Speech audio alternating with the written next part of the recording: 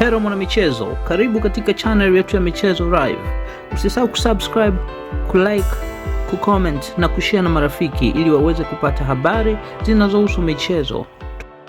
Klabu ya Yanga imeonyesha msimamo thabiti na usioyumba katika dirisha hili la usajili baada ya kupiga chini ofa mbili nono kutoka Uarabuni zilizowasilishwa na vigogo wa soka barani Afrika, Zamalek ya Misri na CR Belouizdad ya Algeria.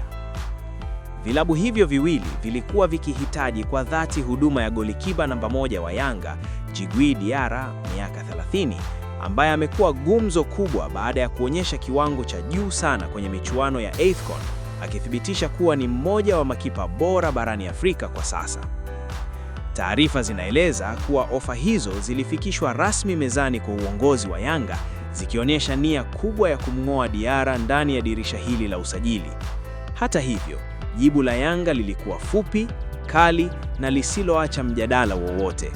Yanga walisisitiza wazi kuwa Diarra is not for sale, maana yake Diarra hauzwi kwa gharama yoyote.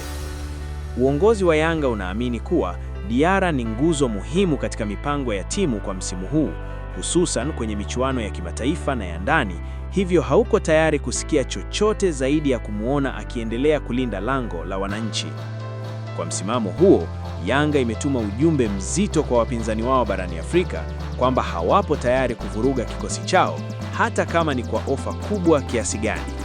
Kwa sasa, Diarra ataendelea kusalia Jangwani, huku mashabiki wa Yanga wakipata faraja kuwa lango lao liko salama mikononi mwa mmoja wa magolikipa bora Afrika kwa sasa. Asante kwa kutufuatilia mpaka mwisho.